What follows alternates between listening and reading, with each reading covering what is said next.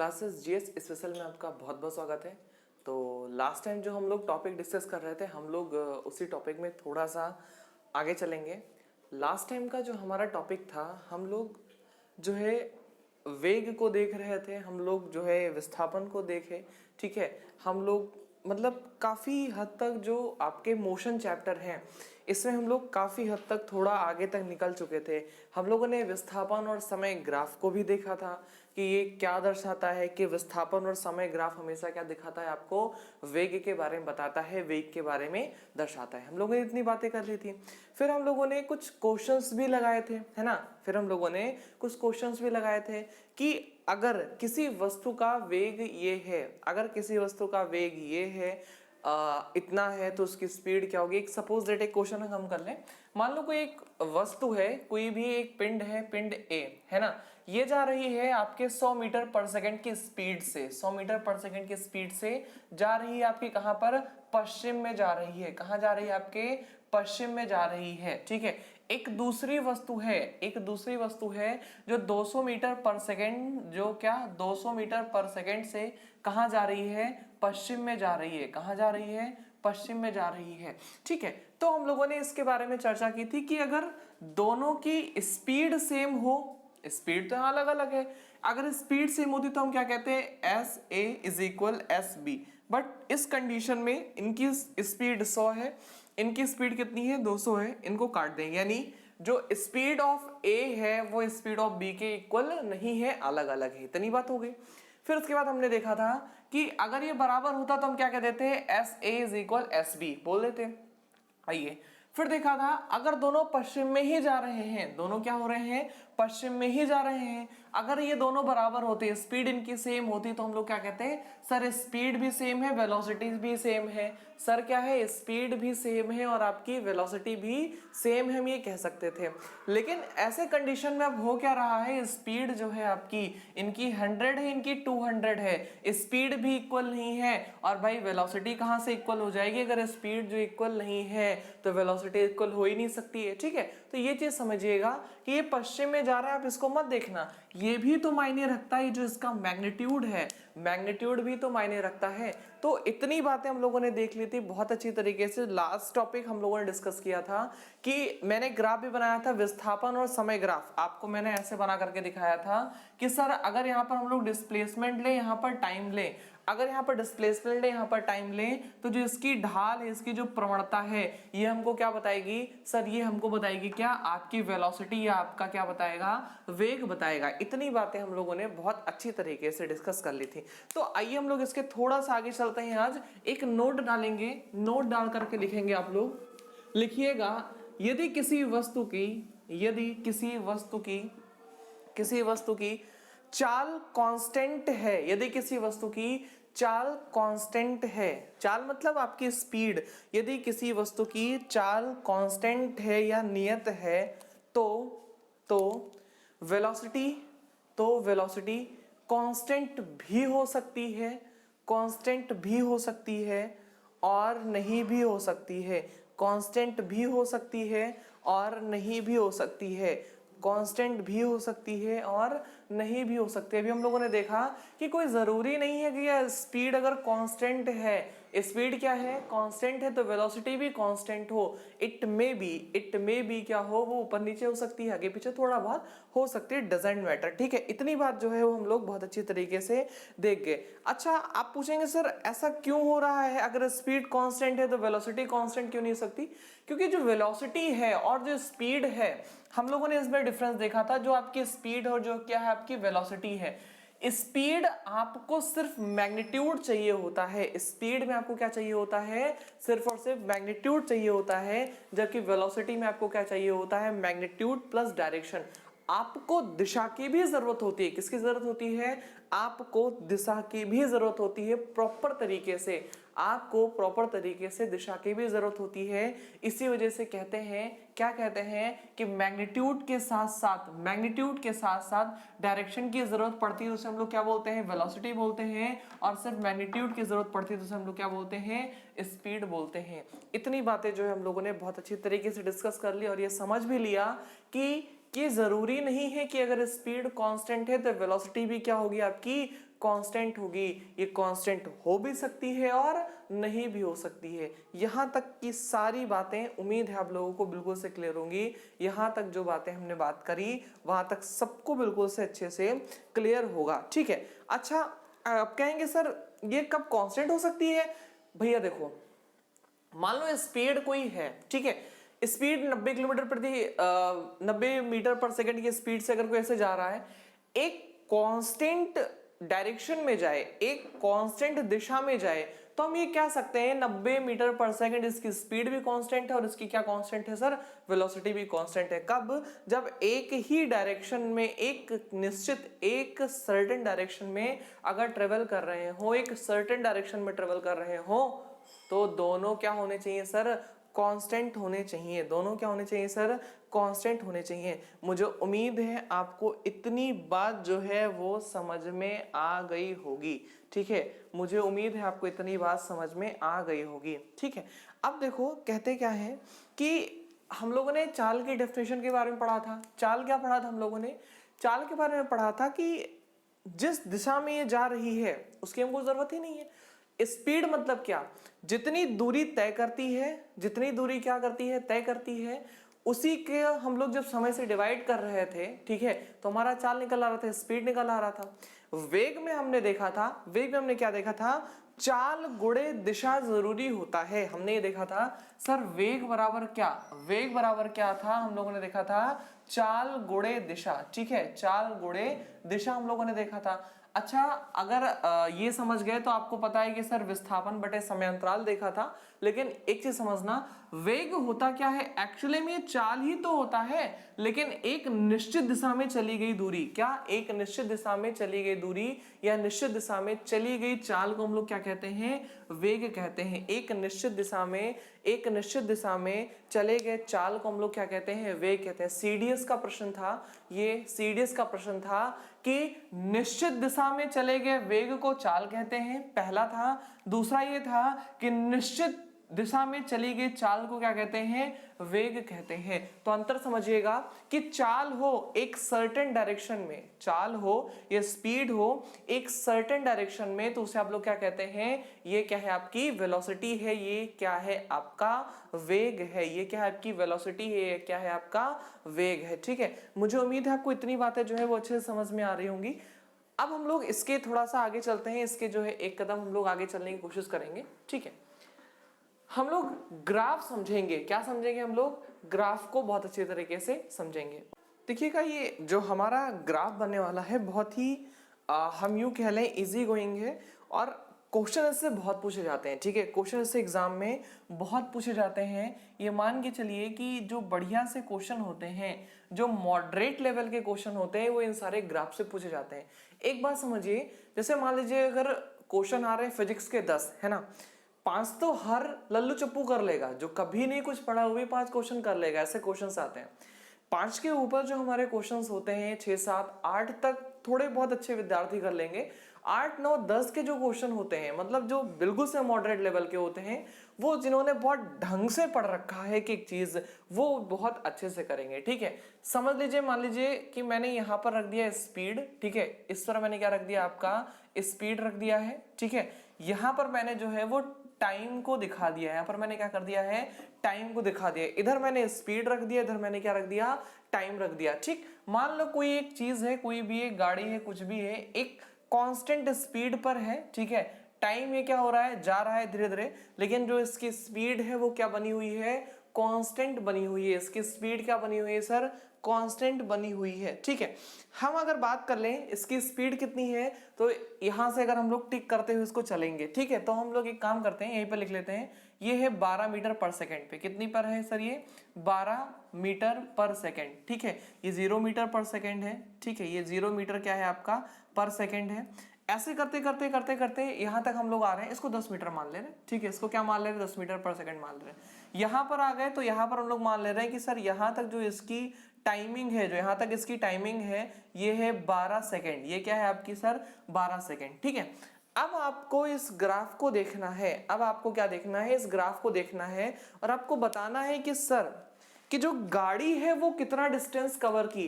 भैया आपको ये चीज तो पता है ना कि स्पीड और टाइम का जो ग्राफ होता है ये क्या देता है, हमेशा डिस्टेंस देता है। ये बात तो मैंने आपको अच्छे से बता रखी है कि सर स्पीड और time graph, speed and time graph, speed and time graph always gives क्या सर, डिस्टेंस।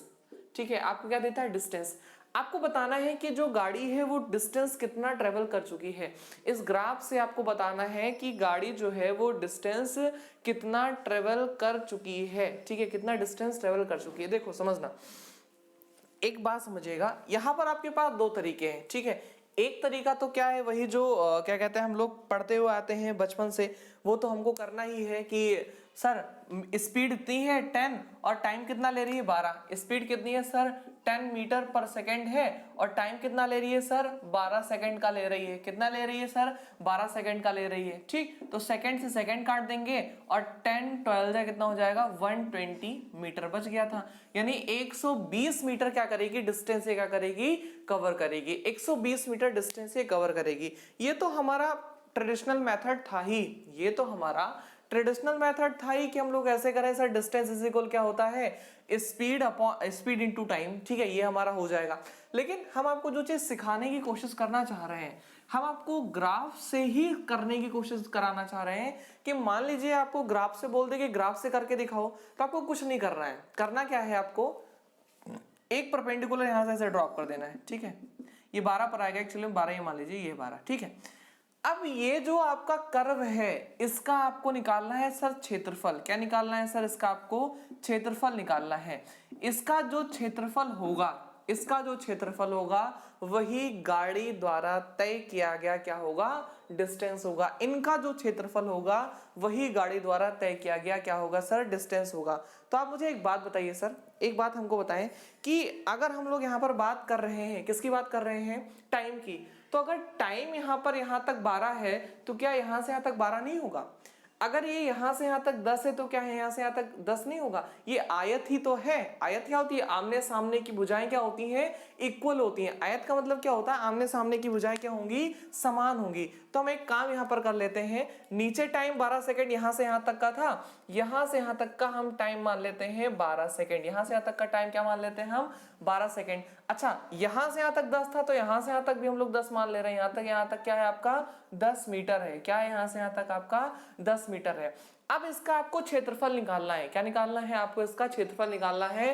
तो लंबाई गुणे चौड़ाई कर लें, है ना, क्या कर लें, लंबाई गुणे चौड़ाई कर लें, या हाइट इंटू बेस कर लें, हाइट इंटू बेस कर लें, या लंबाई गुणे चौड़ाई कर लें, बात वही है। ठीक है, तो आप ऐसे निकालेंगे इस कर्व का क्षेत्रफल, ऐसे करेंगे कि ऐसे लिखेंगे कि चाल समय वक्र का क्षेत्रफल बराबर, चाल समय वक्र का क्षेत्रफल बराबर लंबाई गुणे चौड़ाई, लंबाई गुणे चौड़ाई। ठीक है, और लंबाई और चौड़ाई क्या है आपकी सर, लंबाई है 12 सेकंड। ठीक है, और चौड़ाई कितनी है आपकी 10 मीटर पर सेकंड, 10 मीटर पर सेकंड। ठीक है, तो सेकंड से सेकंड कट जाएगा और 12 गुणे 10 कितना हो जाएगा सर, 120 मीटर। यानी क्या हो जाएगा, डिस्टेंस जो हो जाएगी आपकी क्या हो जाएगी, 120 मीटर। क्या हो जाएगी आपकी सर, डिस्टेंस 120 मीटर आपकी डिस्टेंस हो जाएगी। तो समझना, इस तरह से हम लोग क्या करते हैं, कर्व का क्षेत्रफल निकाल करके डिस्टेंस देखते हैं। एक बार हम लोग इसको फिर से समझ लेते हैं, बहुत ही आराम से समझेंगे, बहुत धीरे से, बहुत प्यारा सा कॉन्सेप्ट है। एक बार अगर समझ गए तो अभी हम ऐसे 10-12 क्वेश्चन लगवाएंगे आज की क्लास में, ऐसे हमारे 10-12 क्वेश्चन चलेंगे। अगर आप एक बार इनको समझ गए, तो आपको कोई दिक्कत नहीं होने वाली है। समझना हमारी बात को। सबसे पहले तो हमको ये देखना था कि जो स्पीड और टाइम ग्राफ है हमको क्या देता है, डिस्टेंस देता है। पहली चीज तो ये आपको नोट होनी चाहिए। अगर यही नहीं पता तो कुछ नहीं कर सकते हैं। अगर आपको यही नहीं पता है तो आप कुछ नहीं कर सकते हैं। सिर्फ विस्थापन समय ग्राफ दे दे तो आपको पता है कि वेग निकलेगा। ठीक है, आपको स्पीड और टाइम ग्राफ दे दे तो आपको पता होना चाहिए डिस्टेंस निकलेगा। कल की क्लास में मैंने चिल्ला चिल्ला के सारे कॉन्सेप्ट को क्लियर किया था, बिल्कुल से एक एक कॉन्सेप्ट मैंने जो है वो बहुत ही क्लियरली मेंशन किया था कि कैसे क्या होगा। इस बात को आपको थोड़ा ध्यान रखना पड़ेगा। ठीक है, अब हमने क्या किया कि जैसे मान लो आपको ये ग्राफ दिया हुआ था, है ना, 10 मीटर पर सेकंड यहां तक और 12 सेकंड तक गाड़ी गई। ठीक है, अब समझना क्या था, हमने एक यहां से परपेंडिकुलर ड्रॉप कर दिया, एक यहां से परपेंडिकुलर ड्रॉप कर दिया। अब हमने इसका जो है क्षेत्रफल निकालने की कोशिश की, ठीक है। और क्षेत्रफल क्या होता है सर, अगर आयत है तो लंबाई गुणे चौड़ाई, वर्ग होता तो भुजा का स्क्वायर, भाई वर्ग होता तो क्या होता, भुजा का स्क्वायर, आयत है तो लंबाई गुणे चौड़ाई, ठीक। अगर आपका त्रिभुज होता तो क्या होता, 1/2 हाइट इंटू बेस, ठीक है। तो ये सारी चीज समझना, ये आयत था तो हमने क्या कर दिया, लंबाई गुणे चौड़ाई, क्या कर दिया हम लोगों ने, लंबाई गुणे चौड़ाई कर दी, ठीक है। इतनी बात समझना। अब हमारी लंबाई थी 12 और चौड़ाई कितनी थी 10, तो हम लोगों ने इनको मल्टीप्लाई करके अपना डिस्टेंस निकाल लिया। तो आपको ये बात ध्यान रखनी है, ये बात आप नोट करके भी लिख लें कि स्पीड टाइम ग्राफ का जो भी कर्व होता है, स्पीड टाइम ग्राफ के कर्व का जो भी क्षेत्रफल होता है वो आपको सदैव डिस्टेंस देगा, ठीक है। आप ऐसे लिखेंगे कि टाइम, ऐसे लिखेंगे चाल समय ग्राफ वक्र का क्षेत्रफल सदैव सदैव डिस्टेंस को दर्शाता है, सदैव क्या करता है, डिस्टेंस को दर्शाता है, सदैव डिस्टेंस को दर्शाता है, सदैव क्या करता है, डिस्टेंस को दर्शाता है। ये बहुत ही इंपॉर्टेंट है, ध्यान रखिएगा, ये बहुत ही इंपॉर्टेंट है, मोस्ट इंपॉर्टेंट है कि अंदर का जो क्षेत्रफल होगा सदैव किसको दिखाएगा सर, डिस्टेंस को दिखाएगा, सदैव किसको दिखाएगा सर, डिस्टेंस को दिखाएगा, ठीक है। अगर इतनी बात समझ में आ गई हो तो हम एक और क्वेश्चन करते हैं, बहुत बढ़िया बढ़िया से क्वेश्चन हम आपके लिए लेकर के आए हैं, समझिएगा, परेशान मत होइएगा बिल्कुल से, एक एक चीज, एक क्वेश्चन नहीं समझ में आएगा, दूसरा नहीं समझ में आएगा, तीसरा नहीं समझ में आएगा, कब तक आखिर नहीं समझ में आएगा, जब तक समझ में नहीं आएगा तब तक हम लोग अपने काम को अंजाम देते रहेंगे, तब तक हम लोग क्या करेंगे, अपने काम को अंजाम देते रहेंगे। सपोज दैट, फिर से मैंने वही बनाया, यहां पर हमने स्पीड ले ली और यहां पर हमने क्या ले लिया, टाइम ले लिया, है ना। यहां पर हमने क्या ले ली सर, स्पीड ले ली, यहां पर हमने क्या ले लिया सर, टाइम ले लिया, यहां पर हमने क्या ले लिया, टाइम ले लिया, ठीक है। अब देखना, स्पीड मान लो कोई भी थी 15 मीटर पर सेकेंड, है ना, ये हाईएस्ट स्पीड है। और टाइम जो था मान के चलो 15 ही ले लेते हैं, 15 सेकेंड तक, ठीक है। आपको ग्राफ जो है वो ऐसे बना करके देगा, ऐसे बना करके देगा।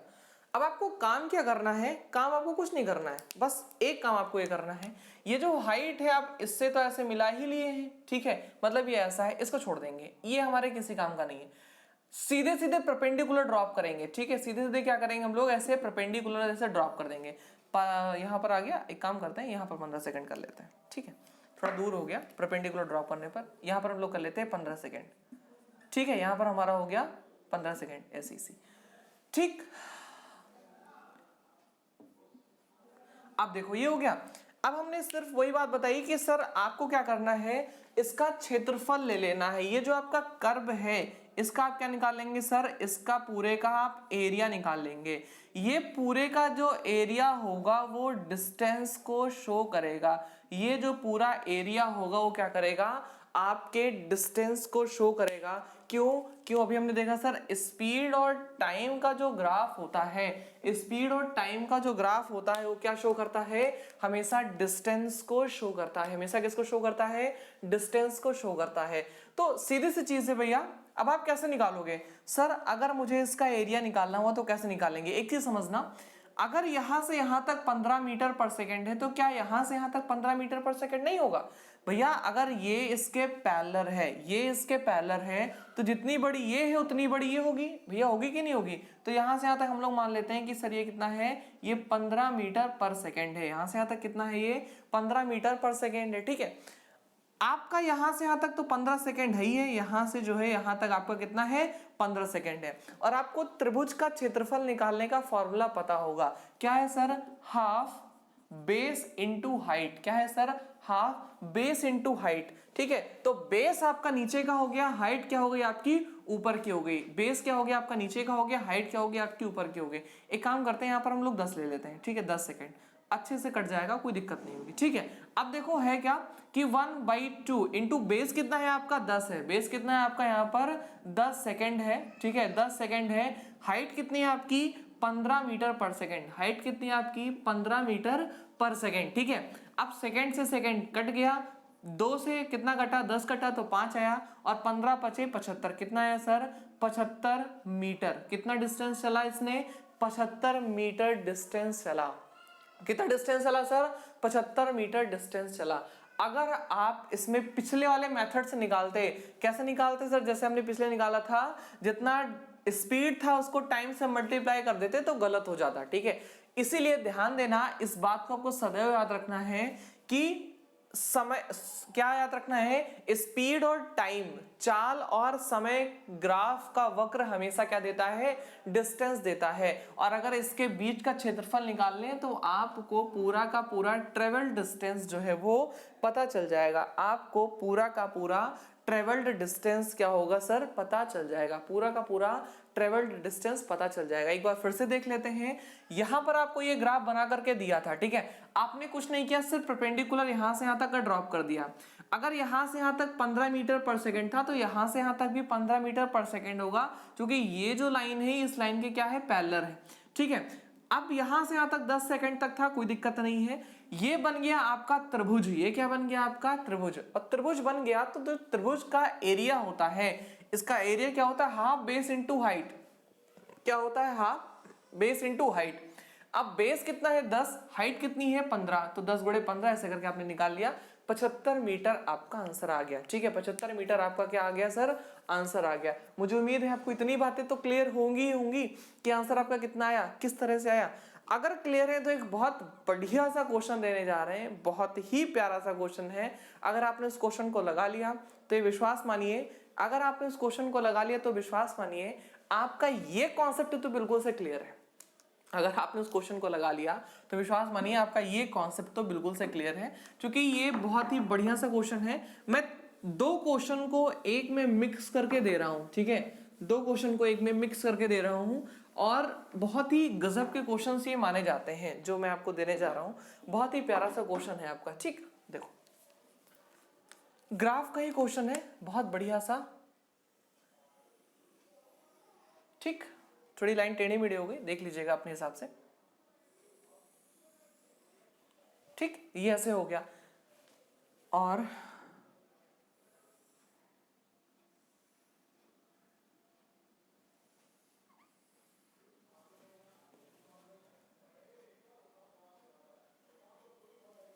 ये आपका बनेगा आयत, ठीक है। ये आपका आयत ऐसे वैसे वर्ग लग रहा है, ओके मैं देखता हूं, आयत बन जाएगी, ठीक है। ये बन गया आपका आयत। बहुत प्यारा सा क्वेश्चन, बहुत उम्दा सा क्वेश्चन है,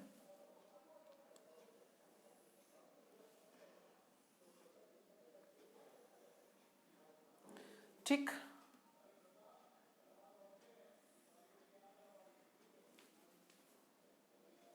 थोड़ा सा छोटा बनेगा, ठीक, ओके। अब इसका जो भी एक्सपेक्ट्स है हम उसको दे देते हैं कि 20 मीटर पर सेकेंड है, 15 मीटर है, 10 मीटर है, कैसे है, ये सारी बातें हम आपको दे रहे हैं। ध्यान देना, इस क्वेश्चन में आपको जो नीचे वाला है ये सबसे ज्यादा कंफ्यूज करेगा। ये क्या करेगा? आपको सबसे ज्यादा कंफ्यूज करेगा, तो आपको इस चीज को ध्यान दे करके देखना है।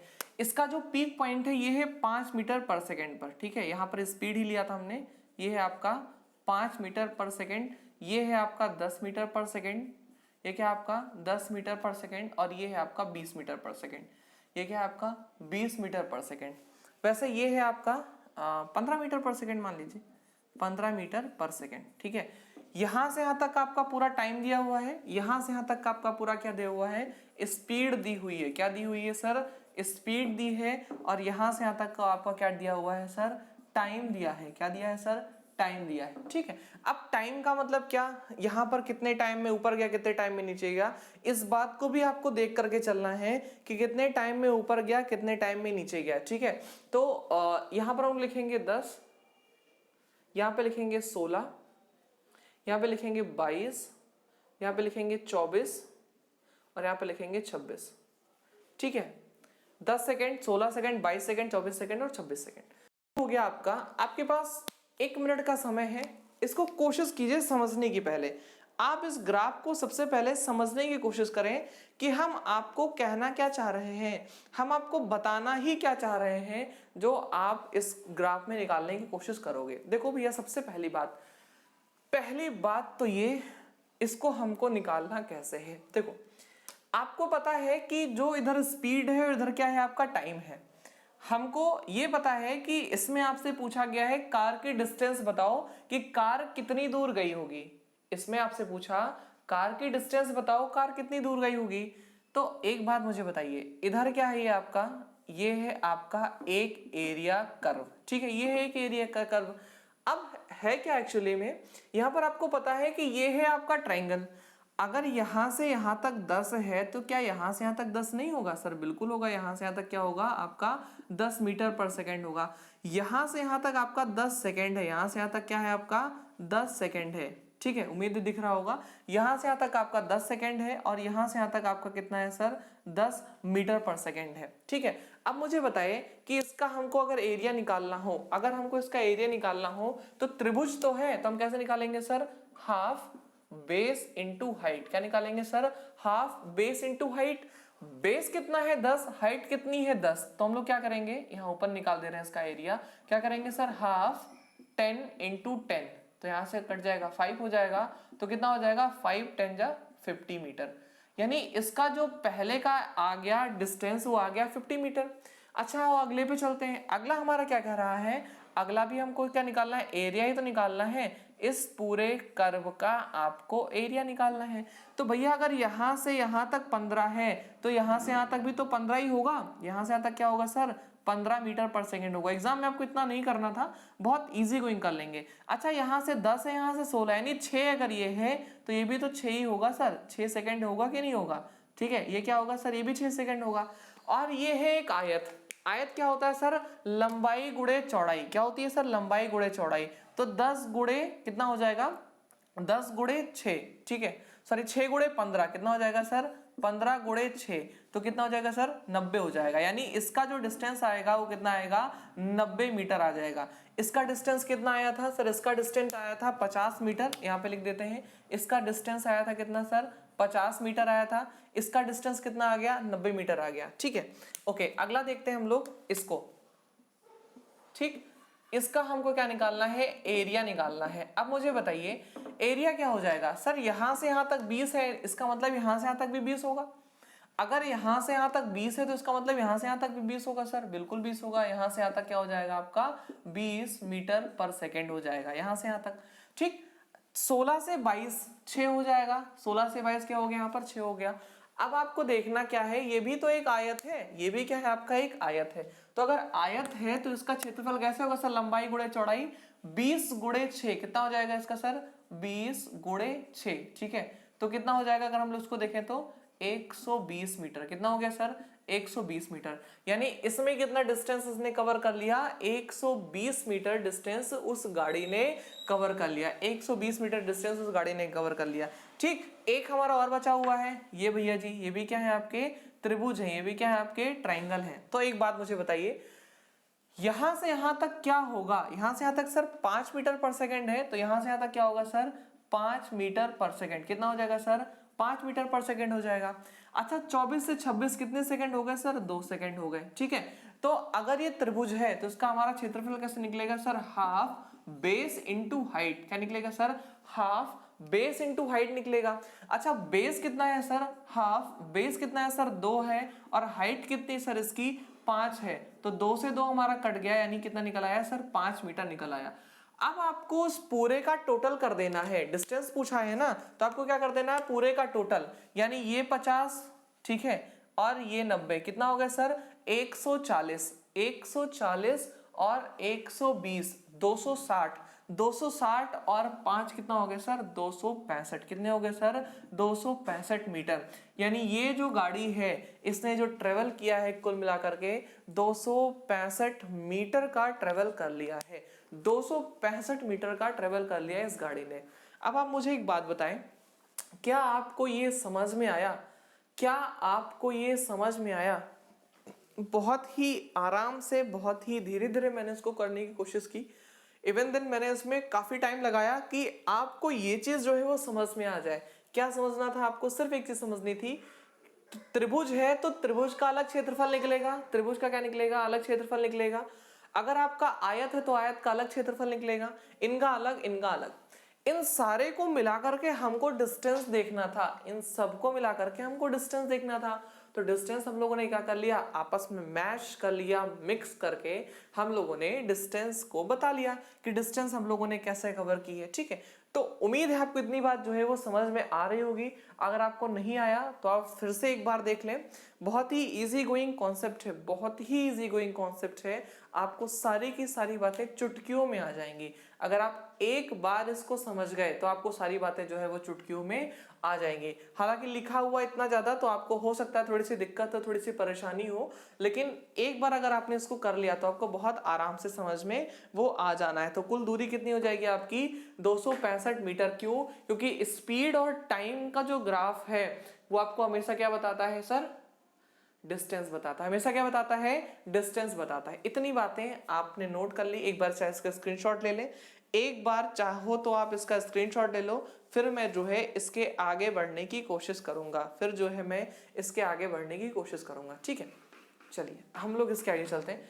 एक हम आपको ऐसा फिर से ग्राफ बनवा रहे हैं, ठीक है, एक हम आपको फिर से ऐसा ग्राफ बनवा रहे हैं, और इस बार ग्राफ को बहुत ध्यान से लगाइएगा। इस बार ग्राफ को आप बहुत ही ध्यान से लगाइएगा, क्योंकि ग्राफ तो लगभग सेम है, लेकिन उसमें मैंने पूछ क्या रखा है, इस बात का थोड़ा सा अंतर रहेगा। मैंने उसमें पूछ क्या रखा है, इस बात का थोड़ा सा अंतर रहेगा। अगर आप ये अंतर समझ गए तो समझ के चलिए कि आप जो है वो बहुत अच्छा काम कर रहे हैं, मतलब अच्छी तरीके से आप जो है वो पढ़ रहे हैं। देखो फिर से वही चीज है, हम एक ग्राफ फिर से बनाएंगे, बिल्कुल ऐसा, इस बार थोड़ा सा बड़ा बनाएंगे ताकि आप लोगों को समझने में कोई दिक्कत का सामना, कोई परेशानी का सामना ना करना पड़े। ठीक है,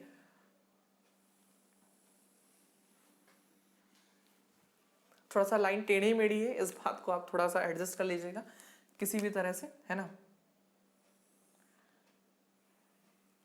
आप कहेंगे सर ये तो बिल्कुल पुराना ही ग्राफ है, अभी थोड़ा सा सब्र करें। ग्राफ हो सकता है पुराना हो, पहले जैसा हो, लेकिन जो उसमें मैंने पूछा था उसके कुछ चीजें इसमें उलट पूछूंगा। ठीक है, कुछ चीजें इसमें जो क्या रहेंगी, उलट रहेंगी, जो कि आपको बहुत ज्यादा इंस्पायर करेंगी कि चीजों को हम हमेशा एक ही नजरिए से ना देखें, है ना। चीजों को हम हमेशा एक ही नजरिए से ना देखें, अलग अलग नजरिए से देख लें। ठीक है, आइए पीक किसका सेट करते हैं। हाँ, एक चीज समझिएगा, इधर हम लिख दे रहे हैं वेग, यानी इधर हम क्या लिख देते हैं, वेलोसिटी लिख दे रहे हैं। यहाँ पर हम लोग क्या लिख दे रहे हैं सर, यहाँ पर है ये वेग, यहाँ पर क्या है, वेग है, ध्यान दीजिएगा, और यहाँ पर क्या है आपका टाइम है, यहाँ पर क्या है आपका सर, टाइम है। ऊपर मैंने आपका क्या लिख दिया, वेलोसिटी लिख दिया, और नीचे आपका क्या लिख दिया, टाइम लिख दिया। ठीक, इसका पीक सेट करेंगे तो हम मान के चल रहे हैं कि 5 मीटर पर सेकेंड, 5 क्या है, मीटर पर सेकेंड है। ठीक है, इसका पीक सेट करेंगे तो 10 मान ले रहे हैं, 10 मीटर पर सेकेंड है। ठीक है, इसका पीक सेट करेंगे तो 15 मीटर पर सेकेंड मान ले रहे हैं, 15 मीटर पर सेकेंड मान ले रहे हैं। ठीक है, अच्छा, इसका अगर हम लोग सेट कर रहे हैं तो इसका हम लोग क्या मान ले रहे हैं, यहां से यहां तक गया 10 सेकेंड हो गया। ठीक है, 10 सेकेंड हो गया। ठीक, अब यहां से यहां तक 10 सेकेंड हो गया, यहां से यहां तक ये गया तो 12 सेकेंड हो गया। ठीक है, फिर यहां से यहां तक गया तो 12 ये हो गया, और 12 के बाद यहाँ मान ले रहे हैं कि ये हो गया आपका 20। ठीक है, यहाँ पर लिख दे रहे हैं, यहाँ पर ऐसा मान लीजिए 20 हो गया। ठीक है, ये इसका है 20 हो गया। यहां से यहां तक गया, यहाँ इसको भी सेट नहीं किया अभी हम लोगों ने, इसको 10 मान ले रहे हैं। ठीक है, ये मान ले रहे हैं 10 मीटर पर सेकेंड। ठीक है, फिर यहां से यहां तक गया तो इतना हम लोग मान ले रहे हैं कि 25 हो गया। यहां से इतना गया तो कितना हो गया सर, ये 25 हो गया। ठीक है, यहां से आ गया तो ये 29 हो गया, 29 सेकेंड हो गया। ठीक है, 29 सेकेंड। इतनी बातें जो है हम लोगों ने देख ली। अब आपको ये निकालना है, क्वेश्चन करना है कि वेग और समय का ये जो ग्राफ है, इसकी जो भी क्षेत्रफल होगा वो क्या बताएगा, वेग और समय ग्राफ का जो क्षेत्रफल होगा वो आपको क्या बताएगा। सबसे पहले तो आपको एक चीज नोट होनी चाहिए कि जो आपकी वेलोसिटी, क्या, जो आपकी वेलोसिटी और टाइम का जो ग्राफ है, ये क्या बताता है सर, ये बताता है आपके डिस्प्लेसमेंट को। किसको बताता है, डिस्प्लेसमेंट को, यानी विस्थापन को ये शो करता है। किसको बताता है, विस्थापन को बताता है। आप इसमें लगा करके देखें, अगर ये विस्थापन को बता रहा है भैया, अगर ये विस्थापन को बता रहा है तो क्या मतलब है इसके विस्थापन को बताने का, यही बात तो आपको नोट करनी है कि विस्थापन बता रहा है तो इसके विस्थापन का क्या मतलब है, क्या मकसद है इसके विस्थापन का, इस बात को आपको मुझे बताना है। आपके पास 1 सेकंड का मौका है, 1 मिनट का मौका है, आप इसको लगाएं बहुत ही ढंग से, बहुत प्यार से लगाइए क्वेश्चन को। और बहुत ही उम्दा सा क्वेश्चन है, बहुत प्यारा सा क्वेश्चन है, मजा आ जाएगा आपको समझ करके, क्योंकि इससे पहले आप जो है चीज को समझ ही चुके हैं। इसमें बस आपको थोड़ा सा दिमाग लड़ाना है, थोड़ा सा दिमाग लड़ाना है। चलिए शुरू करते हैं। देखो है क्या कि जिनको लगाना होगा वीडियो रोक करके आराम से लगा सकते हैं, देख सकते हैं एक बार कि हम क्या कर सकते हैं। देखो भैया, यहाँ पर बहुत ज्यादा समझाने की बात तो है नहीं, आपको पता है कि हमको क्या निकालना है। अगर विस्थापन निकालना है तो सबसे पहले हम लोग क्या निकालें, इस वक्र का क्षेत्रफल निकालेंगे। सर क्षेत्रफल निकालेंगे, ठीक है, आपने बोल दिया क्षेत्रफल निकालेंगे। कैसे निकालेंगे, देखो भैया यहां से यहां तक कितना है, 10 सेकंड का मौका है, ठीक है। यहां से यहां तक कितना है सर, ये भी तो 10 ही है। यहां से यहां तक हम लोग इसको सेट किए तो 10 सेट किए हैं, ठीक है। तो क्या हो जाएगा, 10 यहां से यहां तक है। और आपको पता है कि जो आपका त्रिभुज होता है, जो आपका ट्रायंगल होता है, इसका जो एरिया होता है, ट्रायंगल का एरिया होता है क्या, हाफ बेस इंटू हाइट। क्या होता है sir, half base into height. यहां लिख दे रहे हैं half base into height. Sir base कितना है इसका, तो सर बेस है आपका 10 और हाइट कितनी है सर आपकी, वो भी 10 है। इनसे इनको काट लिया 5, यानी क्या आ गया सर, ये 50 मीटर आ गया। यानी जो पहले विस्थापन आया कितना आया आपका, 50 मीटर आ गया। डिस्प्लेसमेंट निकाल रहे, ध्यान देना कि जो आपका वेलोसिटी और टाइम का जो ग्राफ होगा वो क्या निकाल करके देगा आपको, डिस्प्लेसमेंट निकाल करके देगा, विस्थापन निकाल करके देगा।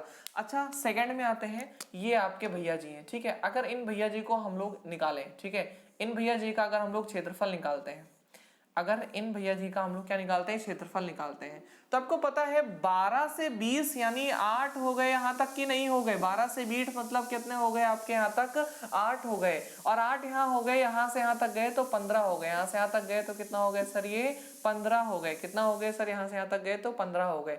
और आपको पता है कि इसका जो क्षेत्रफल होता है क्या होता है, लंबाई गुणे चौड़ाई। कितना होता है सर, लंबाई गुणे चौड़ाई, ठीक है। कितना होता है, लंबाई गुणे चौड़ाई। तो आप देखें इसको आप कैसे सॉल्व करेंगे। अगर आपको टेबल याद है तो आप कर सकते हैं, अगर आपको टेबल नहीं याद है तो आप ऐसे कर सकते हैं, 15 4 जा 60, फिर 4 जा 60 यानी 120, ठीक है।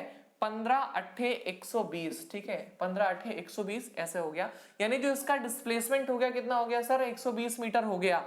अब आइए देखते हैं, ये जो नीचे तीसरे वाले भैया जी हैं, ये जो हमारे नीचे तीसरे वाले भैया जी हैं, इनका अगर हमको निकालना है क्या, डिस्प्लेसमेंट निकालना है, तो वही काम करना है। उनका हमको क्या निकालना है, एरिया निकालना है। एरिया क्या मतलब, half base into height. Base कितना है सर, यहां से यहां तक गए तो हम गए कितने तक, 20 से गए 25 तक, 20 से गए 25 यानी 5 सेकंड हो गया। यहां से यहां तक आए, यहां से यहां तक आए सर तो 10 मीटर दिख रहा है, ये 10 मीटर दिख रहा है, यानी यहां से यहां तक कितना हो गया 10। और इनका क्षेत्रफल क्या होता है sir, half base into height. Base कितना है सर, 5 है, और हाइट कितनी है सर, 10 है, ठीक है। तो आप इनको ऐसे निकाल ले, 5 यानी कितना हो गया सर, 25 मीटर। कितना हो गया, 25 मीटर, इतना हो गया। अच्छा अब अगला देखते हैं, 25 से 29 यानी 4 सेकेंड यहाँ पर हुआ, 4 ये हुआ। यहां से यहां तक देखो ये 5 है, यहां से यहां तक क्या है, ये 5 है, यहां से यहां तक क्या है, ये सर 5 है। अब इनका अगर हमको क्षेत्रफल निकालना है, अगर हमको इनका क्षेत्रफल निकालना है तो हम लोग क्या करेंगे, इनके क्षेत्रफल के लिए हाफ बेस, बेस कितना है सर 4, हाइट कितनी है सर 5, ठीक है। तो हाफ बेस इंटू हाइट कितना हो जाएगा, यहाँ पर हो गया 2, तो 5 2 जा 10, कितना हो गया सर 10 मीटर। ये हो गया आपका विस्थापन। अब मुझे एक बात बताएं, इसको हम लोग करेंगे कैसे। यहां तक तो लगभग सारे लोगों ने कर ही लिया होगा, सबका यहां तक जो है वो सही हो गया होगा। अब यहां के बाद हमको एक जरा सा चीज देखनी है, ध्यान देना। विस्थापन क्या होता है सर, जो आपका इनिशियल स्टेज है, जो आपका फाइनल स्टेज है, इसके बीच जो आपकी न्यूनतम दूरी है, यानी दोनों पॉइंट्स के बीच जो आपकी न्यूनतम दूरी है, या न्यू कह लें शॉर्टकट रास्ता है, उसे विस्थापन कहते हैं। तो ऊपर के जितने भी ग्राफ हैं ये सब ऐड हो जाएंगे, नीचे वाले माइनस हो जाएंगे इस ग्राफ में।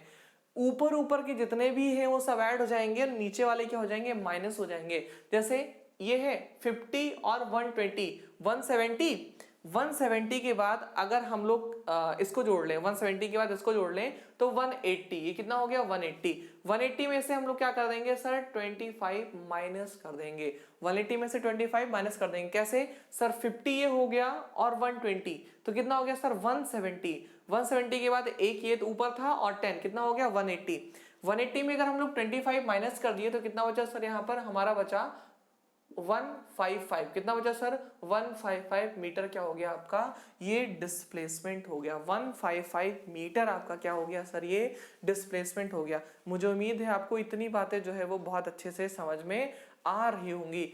एक बार आप इसका जो है वो स्क्रीनशॉट ले लें, एक बार आप इसका जो है वो स्क्रीनशॉट ले लें, बहुत ही प्यारा सा क्वेश्चन है ये और इसको सॉल्व करें, इसका स्क्रीनशॉट ले लें, जरूर ले लें इसका स्क्रीनशॉट, ठीक है। चलिए अब हम लोग देखते हैं थोड़ा सा आगे इसके, अगर इतनी बात समझ में आ गई हो तो हम लोग इसके थोड़ा सा आगे चलते हैं।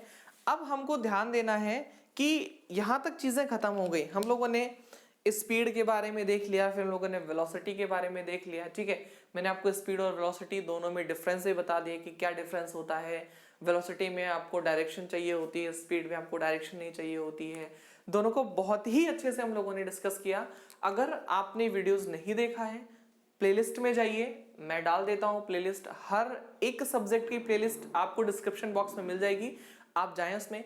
अगर आपको इसका हैंड रिटन नोट्स चाहिए तो विनेश क्लासेस एक टेलीग्राम चैनल है, विनेश क्लासेस, आप उन्हें ज्वाइन कर लें, उसमें आपको फिजिक्स के हैंड रिटन नोट्स जो है वो प्रोवाइड करा दिए जाएंगे, ठीक है। अब हम लोग इससे थोड़ा सा एक कदम और आगे चलते हैं। नेक्स्ट चीज हम लोग पढ़ने की कोशिश करेंगे, अगला हम लोग पढ़ने की कोशिश करेंगे कि जो हमारी अगली चीज है वो क्या है, ठीक है। हमारी जो अगली चीज है वो क्या है उसको हम लोग पढ़ने की कोशिश करेंगे। त्वरण के बारे में तो सब लोगों ने सुना होगा, त्वरण के बारे में तो सब लोगों ने सुना होगा, लेकिन आज हम लोग त्वरण के उस तरीके को पढ़ेंगे जो शायद ही आपने कभी महसूस किया हो, जो शायद ही आपने कभी महसूस किया हो, ठीक है। पढ़ेंगे आज हम लोग त्वरण। क्या पढ़ेंगे हम लोग, त्वरण पढ़ेंगे, एक्सेलरेशन, ठीक है। हम लोग क्या पढ़ेंगे, त्वरण पढ़ेंगे या एक्सेलरेशन पढ़ेंगे, क्या पढ़ेंगे एक्सेलरेशन पढ़ेंगे। वैसे यहां पर ई होगा LERATION, एक्सेलरेशन, ठीक है।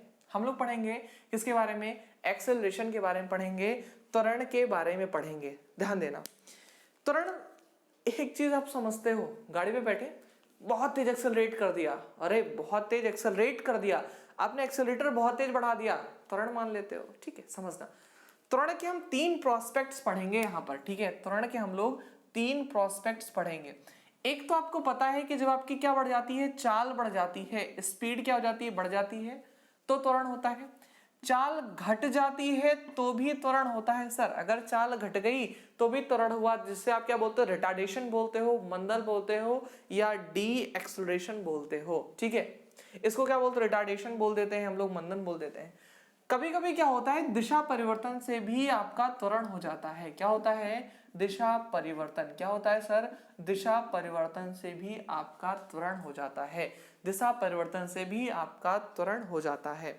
इतनी बातें मुझे उम्मीद है आपको समझ में आ गई होंगी कि दिशा परिवर्तन हो तो भी हो जाएगा, चाल अगर बढ़ रही हो तो भी त्वरण होगा, चाल घट रही हो तो उसको क्या बोलते हैं सर, रिटार्डेशन, ठीक है, रिटार्डेशन बोलते हैं या डी एक्सेलरेशन बोलते हैं, ठीक है। तो अगर चाल घट रही हो, मंदन हो रहा हो, इसे हम लोग क्या बोल देते हैं, मंदन बोल देते हैं या नेगेटिव त्वरण बोल देते हैं, तो आपके ऊपर है। दिशा परिवर्तन हो रहा है तो भी हम लोग क्या बोलते हैं सर, त्वरण है। त्वरण एक्चुअली में है क्या, तो मैं आपको ये कॉन्सेप्ट इसलिए बता रहा हूं कि आप इसको देख करके दिमाग में बिल्कुल ये ना बिठाएं कि अगर स्पीड बढ़ी तो त्वरण है, आप दिमाग में बिल्कुल मत बिठाएं कि स्पीड बढ़ी तो त्वरण है, ना भैया। स्पीड घट भी रही तो भी रिटार्डेशन है, त्वरण है, दिशा परिवर्तन हो रहा है तो भी क्या है, त्वरण है। मतलब आपने ये देखा कि अगर आपकी स्पीड बढ़ गई, चाल बढ़ गई तो भी त्वरण, चाल घट गई तो भी त्वरण। मतलब जो वेग परिवर्तन है भाई, दिशा है तो वेग को हम लोग लिखेंगे ही, तो वेग परिवर्तन की दर को हम लोग क्या कहते हैं, त्वरण कहते हैं। बहुत ही उम्दा तरीके से हम आपको सिखाएंगे त्वरण के बारे में। 5 मिनट का कॉन्सेप्ट है, पूरे जीवन का इसी में सार होगा। शायद ही आपने कभी इस तरह से इस कॉन्सेप्ट को समझने की कोशिश की होगी, कभी शायद ही आपने इस कॉन्सेप्ट को इस तरह से समझने की कोशिश की होगी। ठीक है, अब देखो त्वरण का मतलब अभी हम लोगों ने सीखा, या तो चाल बढ़ जाए तो चाल घट जाए, या तो दिशा परिवर्तन हो जाए, त्वरण होता है। ठीक है, चाल बढ़ जाए चाल घट जाए दिशा परिवर्तन हो जाए, त्वरण होता है। या तीनों में से कोई एक हो जाए, या तीनों के तीनों हो जाएं, तो भी क्या होता है आपका त्वरण होता है। तीनों में से कोई एक हो जाए या तीनों के तीनों हो जाए तो भी आपका क्या होता है सर, त्वरण होता है। इतनी बातें हम लोगों ने देख ली। अब समझना हमारी बात को, त्वरण की डेफिनेशन अगर आपको लिखनी तो ऐसे लिख सकते हैं, वेग परिवर्तन की दर को त्वरण कहते हैं। वेग परिवर्तन की दर को त्वरण कहते हैं। वेग परिवर्तन की दर को त्वरण कहते हैं। वेग परिवर्तन की दर को त्वरण कहते हैं। अच्छा एक चीज मुझे बताएं, सारे लोग मिलकर के बताएंगे, वेग बराबर क्या था sir? Sir speed into time है, यही तो था कि सर सॉरी टाइम नहीं, डायरेक्शन। ठीक है सर, अगर हम लोग वेग की बात करें तो स्पीड और डायरेक्शन दोनों है। ठीक है, अगर आपने डायरेक्शन सेट कर दिया तो वेग हो गया, डायरेक्शन नहीं सेट किया था तहां तक वो स्पीड था। ठीक है, तो मुझे एक बात बताइए कि जो आपकी स्पीड है, अगर हम स्पीड में चेंजेस करें तो क्या इसमें चेंजेस होगा? सर बिल्कुल चेंजेस होगा।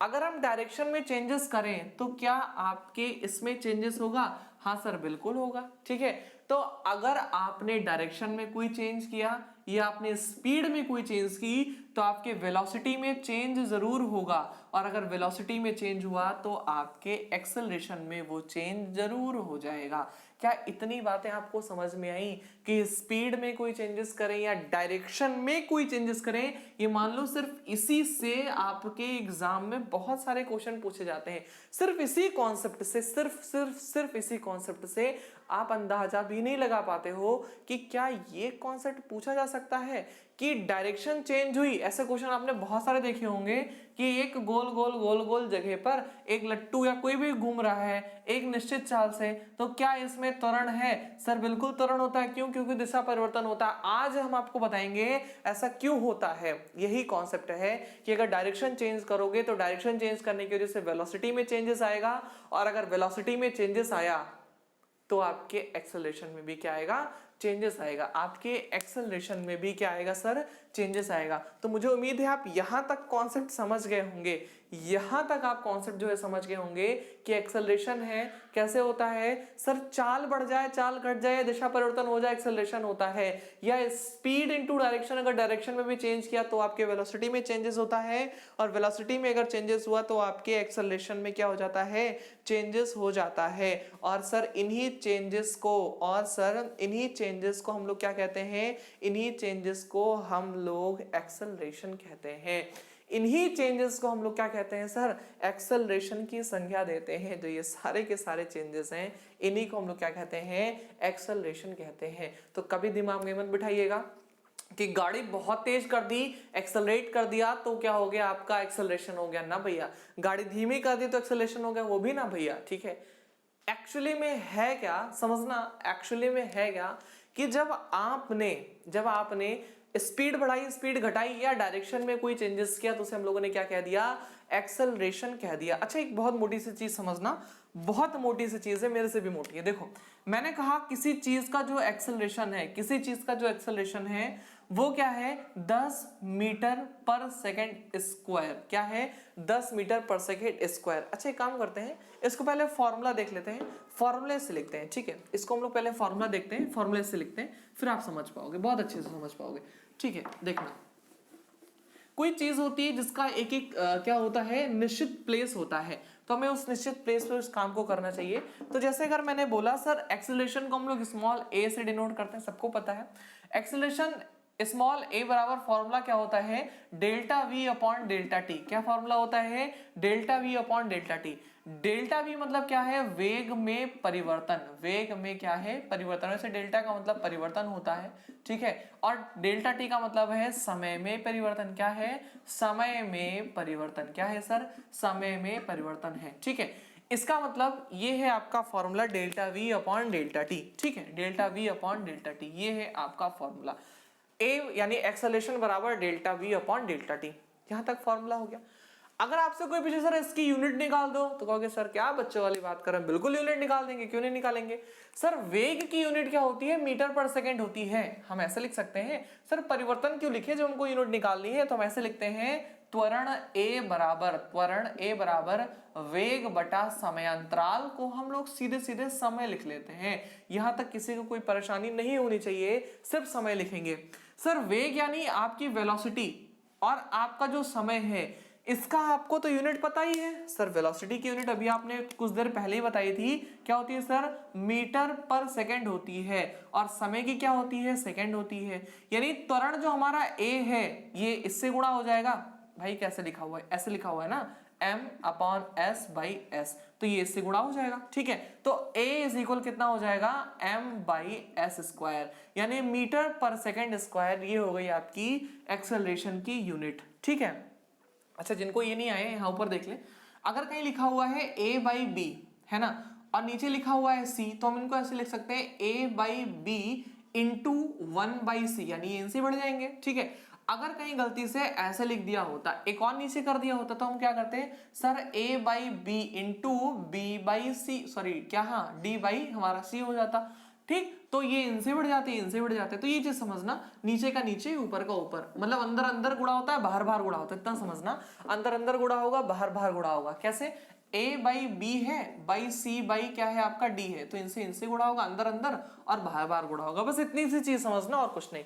तो जो इसका यूनिट है क्या आ गया सर, मीटर पर सेकंड स्क्वायर। यूनिट क्या आ गई, मीटर पर सेकंड स्क्वायर आ गई। ठीक है। अब आप कहेंगे सर यूनिट निकाल दिए, अब हमको बताओ ये आपका अदिश राशि है कि सदिश राशि है। मोस्ट इंपॉर्टेंट है, ध्यान देना। मैंने क्या बताया था, अगर ऊपर नीचे लिखा हुआ है दोनों में से एक भी अगर वेक्टर क्वांटिटी है, तो जिसकी यूनिट लिखी होती है वो भी क्या होती है सर, वेक्टर क्वांटिटी होती है। अगर दोनों में से एक भी वेक्टर क्वांटिटी है, यानी एक भी सदिश राशि है, तो जो यहां पर यूनिट लिखी होती है कैसे होती है सर, सदिश राशि होती है। कैसी होती है, सदिश राशि होती है। इतनी बातें मैंने आपको बताई थी कि सदिश राशि होती है। अब देखो है क्या, वेग तो आपका सदिश है, अरे है भैया ना सदिश। ठीक है, सदिश है, तो एक सदिश है मतलब क्या हो जाएगा, ये भी आपका सदिश हो जाएगा। टाइम तो अदिश है, कोई दिक्कत नहीं है। एक सदिश है तो ये भी क्या हो जाएगा, आपका सदिश हो जाएगा। तो आप ऐसे भी लिख सकते हैं कि त्वरण एक सदिश राशि है। त्वरण या acceleration is a vector quantity. त्वरण क्या है, एक सदिश राशि है। त्वरण एक सदिश राशि है। इतनी बात आ गई। कैसे निकाला, वैसे ही निकाला जैसे हम लोगों ने पिछला सीखा था। बहुत ढंग का तरीका है, बहुत ही ढंग का तरीका है।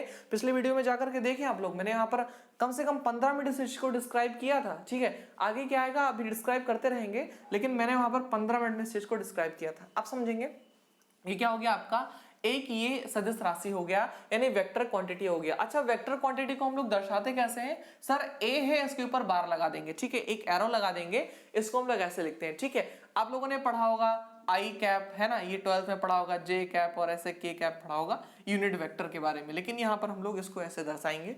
किसी भी अगर फिजिक्स में हमको दर्शाना है कि वेक्टर क्वांटिटी है, तो उनके सर के ऊपर एक लाइन खींच देंगे ऐसे करके, और हमारा क्या हो जाएगा, वो वेक्टर क्वांटिटी हो जाएगा। इतनी बातें मुझे उम्मीद है आपको समझ में जरूर आई होंगी कि ये सारी चीजें हैं। अब देखो ध्यान देना, समय में परिवर्तन हम लोगों ने देख लिया कि क्या होता है, और वेग में परिवर्तन आप ऐसे भी निकाल सकते थे सर, वेग में तो दिशा चाहिए होती है ना सर, वेग में दिशा चाहिए होती है। तो अगर वेग में दिशा चाहिए होती है तो इसका मतलब क्या हो गया, दिशा की जरूरत हो गई, तो क्या हो गया आपकी ये सदिश राशि हो गई। आप ऐसे भी अनुमान लगा सकते थे सर, अगर हमको दिशा की जरूरत पड़ी तो क्या हो गई आपकी सदिश राशि हो गई। अच्छा, इसका मतलब हम आपको समझाने वाले थे। देखो मैं वही बताने वाला था, मान लो ए की स्पीड, कोई भी एक चीज है जिसका एक्सेलरेशन कितना है 20 मीटर पर सेकेंड स्क्वायर। ठीक है, जिसका एक्सेलरेशन कितना है सर 20 मीटर पर सेकेंड स्क्वायर।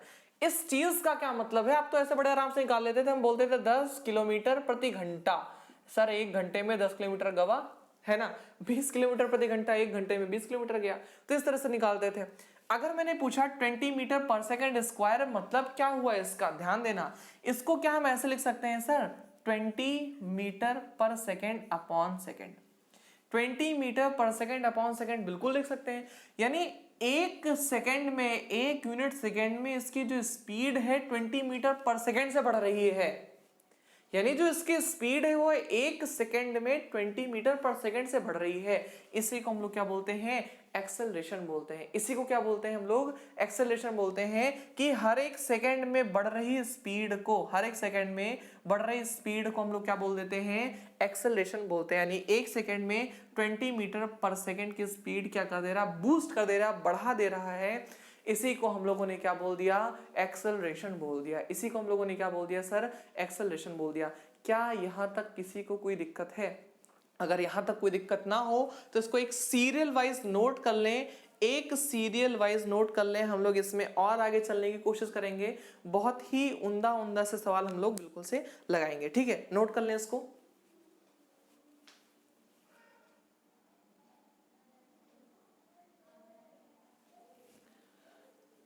ठीक सर, चले अब देखो हम लोग इसके आगे चलेंगे। कुछ क्वेश्चंस हम लोग लगाएंगे, बहुत बढ़िया बढ़िया से क्वेश्चंस लगाएंगे हम लोग। क्या है, कैसे है, सारी बातें हम लोग अच्छे से देखेंगे। ये बहुत सारी चीजें ऐसी होती हैं जो पढ़े तो हम होते हैं, लेकिन जो हमारी समझ होती है वो उस समय डेवलप नहीं होती है ना। तो चीजें थोड़ी कम समझ में आई रहती हैं और फिर हम लोग रट्टा मारने का काम शुरू कर देते हैं। रट्टा मारने का काम सबसे बुरा होता है। अगर आप एक बार जो है रट्टा मारना सीख गए तो फिर जीवन में आप कभी सीखना नहीं सीख पाओगे। ठीक है, अच्छा अगर हम बोल रहे हैं, एक सवाल है, क्वेश्चन है, बहुत प्यारा सा क्वेश्चन है। किसी वस्तु की अगर स्पीड नियत है, किसी वस्तु की अगर जो स्पीड है ये क्या है, कांस्टेंट है। किसी वस्तु की अगर स्पीड क्या है सर, कांस्टेंट है, तो मुझे आप बताएं एक्सेलरेशन क्या हो सकता है। एक्सेलरेशन होगा, एक्सेलरेशन नहीं होगा, या क्या है, कैसे, ये बात मुझे बताएं। अगर किसी वस्तु की जो स्पीड है ये कांस्टेंट है तो एक्सेलरेशन होगा या नहीं होगा, और अगर होगा तो क्यों होगा, नहीं होगा तो क्यों नहीं होगा। भैया देखो हमारी बात समझना, यहां पर इससे आपसे पूछा, एक वस्तु है इसकी स्पीड क्या है, कांस्टेंट है। ठीक है, स्पीड कांस्टेंट दे दिया ना, आपको डायरेक्शन तो दिया नहीं। भैया मान लो कोई एक वस्तु है, ठीक है, कोई भी एक वस्तु मान लो कोई भी साइकिल चला रहा है इस गोल गोल गोल गोल गोल गोल चक्कर पे। ठीक है, एक निश्चित स्पीड से चला रहा है, मान लो 100 मीटर पर सेकंड की स्पीड से चला रहा है। क्या कर रहा है, 100 मीटर पर सेकंड की स्पीड से चल रहा है। तो भैया चल तो एक स्पीड से ही रहा है नियत, लेकिन डायरेक्शन क्या हो रही है, हर बार बदल रही है। और आपको पता है अगर डायरेक्शन बदली तो एक्सेलरेशन होगा जरूर, अगर डायरेक्शन बदली तो एक्सेलरेशन होगा जरूर। ठीक है, तो अच्छा आप ये भी नहीं कह सकते हो कि एक्सेलरेशन होगा, क्यों, क्योंकि डायरेक्शन में नहीं दिया है। और अगर डायरेक्शन नहीं दिया है तो आप ये कैसे कह सकते हो एक्सेलरेशन है। मान लो बोल रहा है स्पीड कांस्टेंट एक सीधी रेखा में ऐसे जा रहा है 4 किलोमीटर प्रति घंटे की रफ्तार से, 20 किलोमीटर प्रति घंटे की रफ्तार से, एक सीधी रेखा में जा रहा है कांस्टेंट स्पीड से, कोई डायरेक्शन में चेंजेस नहीं, कुछ भी नहीं है, तो मतलब एक्सेलरेशन है। ठीक है, तो आप इस बात को ऐसे लिखेंगे, एक्सेलरेशन हो भी सकता है, नहीं भी हो सकता है। एक्सेलरेशन हो भी सकता है, नहीं भी हो सकता है। एक्सेलरेशन हो भी सकता है, नहीं भी हो सकता है, जब तक डायरेक्शन या दिशा के बारे में, जब तक डायरेक्शन या दिशा के बारे में, डायरेक्शन या दिशा के बारे में परिमाण के साथ साथ कोई जानकारी ना दी गई हो, परिमाण के साथ साथ कोई जानकारी ना दी गई हो, परिमाण के साथ साथ कोई जानकारी ना दी गई हो, परिमाण के साथ साथ कोई जानकारी ना दी गई हो, तब तक हम त्वरण का पता नहीं लगा सकते हैं। त्वरण का पता नहीं लगा सकते हैं, क्योंकि दिशा में परिवर्तन के साथ भी त्वरण होता है। क्योंकि दिशा में परिवर्तन के साथ भी त्वरण होता है। क्योंकि दिशा में परिवर्तन के साथ भी त्वरण होता है। यदि दिशा नहीं बदलती है तो, यदि दिशा नहीं बदलती है तो, यदि दिशा नहीं बदलती है तो त्वरण नहीं होगा। यदि दिशा नहीं बदलती है तो त्वरण नहीं होगा। भैया देखो इसमें दिशा नहीं चेंज हो रही है, इसमें डायरेक्शन चेंज नहीं हो रहा है। अगर डायरेक्शन नहीं चेंज हो रहा है तो इसमें कोई एक्सेलरेशन नहीं होगा, इसमें कोई भी एक्सेलरेशन नहीं होगा। ढूंढ गया और ऐसे चला गया। ठीक है, अगर डायरेक्शन थोड़ी सी चेंज हो रही है, डायरेक्शन चेंज हो रही है तो क्या हो जाएगा सर, एक्सेलरेशन हो जाएगा। क्या हो जाएगा, एक्सेलरेशन हो जाएगा। अगर डायरेक्शन चेंज हुई तो एक्सेलरेशन हो जाएगा। इस बात को आप नोट कर लें, डायरेक्शन चेंज हुआ तो एक्सेलरेशन हो जाएगा। आपने देखा, लिखेंगे जैसे जैसे एक समान वृत्तीय गति में, जैसे एक समान वृत्तीय गति में, एक समान वृत्तीय गति में गति कर रहा कोई भी पिंड, एक समान वृत्तीय गति में गति कर रहा कोई भी पिंड त्वरित गति करता है। कैसी गति करता है सर, त्वरित गति करता है, त्वरित गति करता है। जैसे मान लो ये है 2 मीटर पर सेकेंड है, इधर भी क्या है 2 मीटर पर सेकेंड है, इधर भी क्या है सर 2 मीटर पर सेकेंड है, इधर भी क्या है 2 मीटर पर सेकेंड है। ठीक, इसको बना ले, इसको बना ले और नीचे लिखेंगे जैसे जैसे ही फिगर बनाए, लिखेंगे इस वृत्तीय गति के दौरान, इस वृत्तीय गति के दौरान पिंड की गति, पिंड की गति, पिंड की गति तो नियत है, पिंड की गति तो नियत है, किंतु दिशा में परिवर्तन के कारण, किंतु दिशा में परिवर्तन के कारण यह, किंतु दिशा में परिवर्तन के कारण यह एक समान त्वरित गति, किंतु दिशा में परिवर्तन के कारण यह एक समान त्वरित गति कर रहा है, यह एक समान त्वरित गति कर रहा है। ठीक है, त्वरण इसमें हो रहा है। क्यों हो रहा है सर, क्योंकि डायरेक्शन में चेंजेस आ रहा है। और आपको पता है अगर डायरेक्शन में चेंजेस आया, अगर डायरेक्शन में चेंजेस आया तो क्या हो जाता है, ये आपका हो जाता है एक्सेलरेटेड मोशन, यानी त्वरित गति, ये आपका सिस्टम हो जाता है। ठीक है, अब बहुत ही चीजें मैंने आपको कॉन्सेप्चुअल तरीके से बता दी। एक्सेलरेशन क्या होता है, ठीक है, ये कैसे काम करता है, हम लोग उसको समझ कैसे सकते हैं। मतलब जितने भी प्रोस्पेक्ट्स थे, जितने भी इसके चीजें हो सकती थी, लगभग मैंने आपको सारी चीजें इनके तहत बता दी। ठीक है, हम लोग आगे चलेंगे, इसके थोड़ा सा और आगे चलेंगे। अब हम लोग इसके जब एक कदम आगे चलेंगे, मोशन चैप्टर में ही बहुत ही तरीके से हम आपको पढ़ाने की कोशिश कर रहे हैं कि मतलब एक एक कॉन्सेप्ट आपको क्लियर हो, एक एक कॉन्सेप्ट क्या हो, आपको क्लियर हो। जब आपको सारा कॉन्सेप्ट क्लियर हो जाएगा तो आपको चीजें याद करनी नहीं पड़ेंगी, आप कॉन्सेप्चुअल तरीके से आंख बंद करके कुछ भी लगा लोगे, कुछ भी आप काम कर लोगे। ठीक है, तो उम्मीद है आपको क्लासेस बहुत अच्छी लगी होंगी, समझ में आई होंगी। फिर हम लोग मिलते हैं नेक्स्ट क्लास में, तब तक के लिए thank you for watching full video. Thank you, thank you.